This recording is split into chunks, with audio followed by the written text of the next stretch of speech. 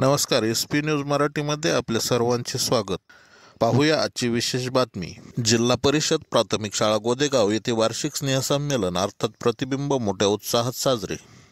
कोपरगाव तालुक्यातील पूर्व भागातील मौजे गोदेगाव येथील जिल्हा परिषद प्राथमिक शाळेमध्ये दिनांक 28 मार्च 2024 रोजी वार्षिक स्नेहसंमेलन मोठ्या उत्साहात साजरे करण्यात आले. यावेळी विद्यार्थ्यांनी महाराष्ट्राची संस्कृती जपत विविध गीतांवरती नृत्याविष्कार सादर केला. आचारसंहिता असल्याकारणाने नियमांचे काटेकोर पालन करत हा कार्यक्रम संपन्न झाला. सदर प्रसंगी पंचायत समितीचे विस्तार अधिकारी श्री तोरवणे साहेब हे प्रशासकीय अधिकारी म्हणून, तसेच दहिगाव बोलका केंद्राचे प्रमुख श्री भांडसाहेब वार्षिक स्नेहसंमेलनास प्रमुख पाहुणे म्हणून उपस्थित होते.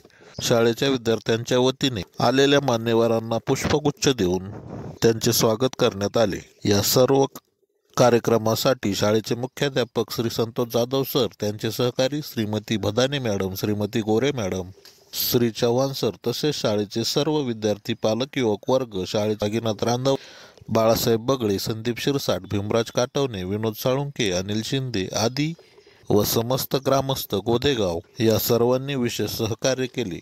या कार्यक्रमासाठी महिलांची उपस्थिती लक्षणीय होती. तसेच गोदेगाव ग्रामस्थ पंचक्रोशीतील ग्रामस्थांनी देखील या कार्यक्रमाचा आनंद घेतला.